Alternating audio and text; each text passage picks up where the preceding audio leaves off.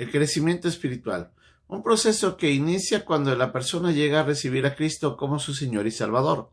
Pero es un proceso de toda una vida, en el cual Dios, a través de diferentes formas, sea a través del aprendizaje de la palabra, las pruebas, las dificultades, la corrección y, obviamente, el servicio y la obediencia, va desarrollando en el carácter del creyente la imagen de Cristo. Ese proceso es constante en la medida en la que la persona misma decide que sea constante. Pero en muchos casos el crecimiento no se llega a dar en muchos de los creyentes. Lamentablemente, algunos llegan a vivir toda una vida de forma, como Pablo lo dice, carnalmente. Esta es nuestra lección de hoy día aquí, en Un Momento con Dios.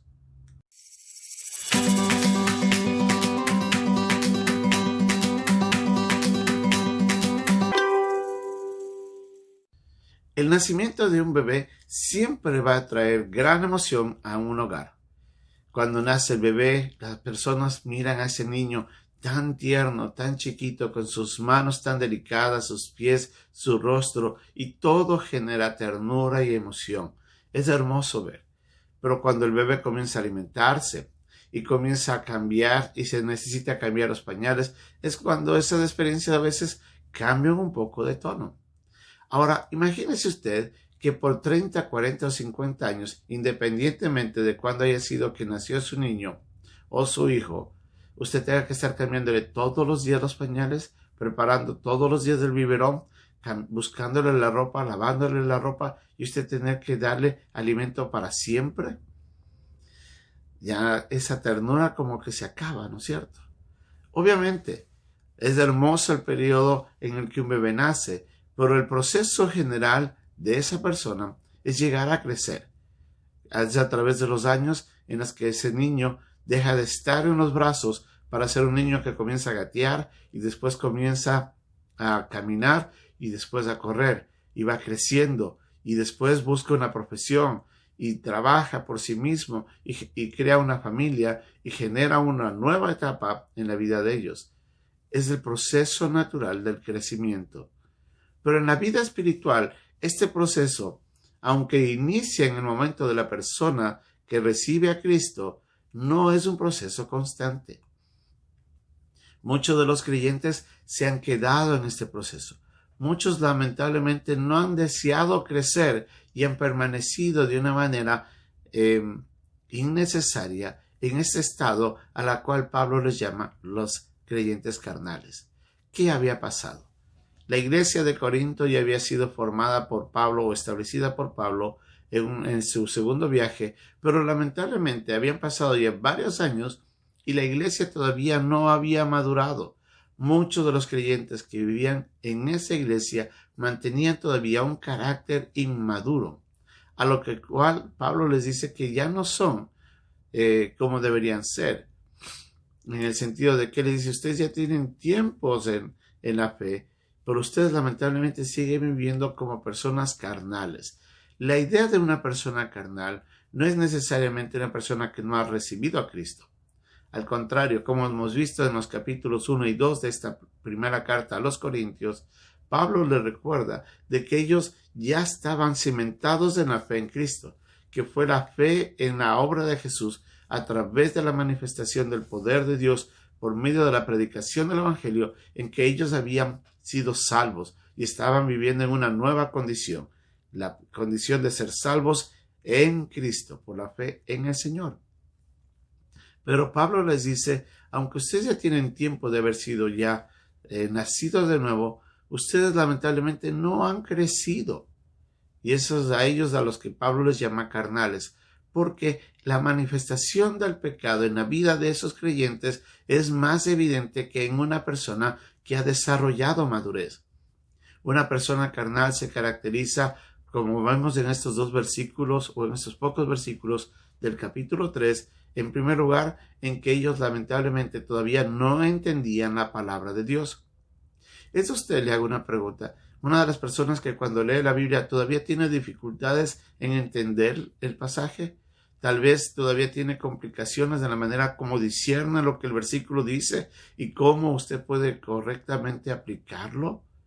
Entonces tal vez ese es uno de los problemas que usted está teniendo. La falta de madurez se refleja en la incapacidad de poder comprender correctamente las Escrituras. El proceso del desarrollo del entendimiento de la palabra de Dios es un proceso constante. Eso es algo que cada uno de nosotros debemos recordar. Aún mismo el Señor Jesucristo, cuando estuvo con sus discípulos, ya casi al final de su ministerio, les dijo en un momento: hay muchas cosas que todavía quisiera decírselos, pero no los van a poder sobrellevar. Y les decía de que ellos no entendían varias veces y se le acercaban: Señor, explícanos porque no entendemos. Señor, explícanos porque no entendemos. Y recordemos que ellos estaban con el Maestro, con el Señor Jesucristo, y aún así no entendían todo. Poco a poco ellos iban entendiendo, aun cuando Jesús les habló de la resurrección y les habló de que Él iba a morir. No era hasta cuando las cosas comenzaron a darse, es que todo encajaba en su mente. Y decía: ahora entendemos esto, ahora recordamos lo que el Señor dijo. Para los mismos discípulos, el proceso del crecimiento en el entendimiento de las Escrituras fue un proceso paulatino pero constante. En nuestra vida es igual. Le repito de nuevo, ¿es usted una persona que cuando lee la Biblia sinceramente puede comprender muchos de los pasajes o tiene dificultades? Esa es una de las manifestaciones de la inmadurez. Otra de las manifestaciones a las cuales Pablo llama la atención es la manera como los creyentes en la iglesia en Corintio se estaban afiliando de una manera sectarista o separando a la iglesia porque se identificaban con uno u otro líder. Y unos decían: es que nosotros seguimos a Apolos, y otros decían: no, es que nosotros somos de los que llegamos a conocer a Cristo por medio de Pablo, y se separaban, creando división dentro de la iglesia. Generaban celo porque decían: ¿tú cómo vas a hacer esto si tú eres de Apolos? No, nosotros los que somos de Pablo somos mejores, y eso generaban problemas. Pablo exhorta a que no exista eso. Lamentablemente, hoy día hay mucha gente que sigue a uno u otro predicador de una manera un poco, tal vez, no correcta, no prudente. Y ahí es donde deberíamos ver a quién estamos siguiendo nosotros. ¿Seguimos a Cristo o seguimos a algún líder especial? Nosotros también podemos tener ese problema. Lamentablemente, es la falta de madurez la que se expresa a través de estas características que son generadas por el pecado del creyente, que no le permite desarrollar una vida correcta. Usted y yo deberíamos anhelar el crecimiento. El crecimiento es un proceso de toda una vida. Cada día usted va creciendo. No va a cambiar de la noche a la mañana, pero tampoco va a cambiar si no comienza ese proceso. Le animo a que comience a considerar, si no lo ha hecho todavía, a crecer.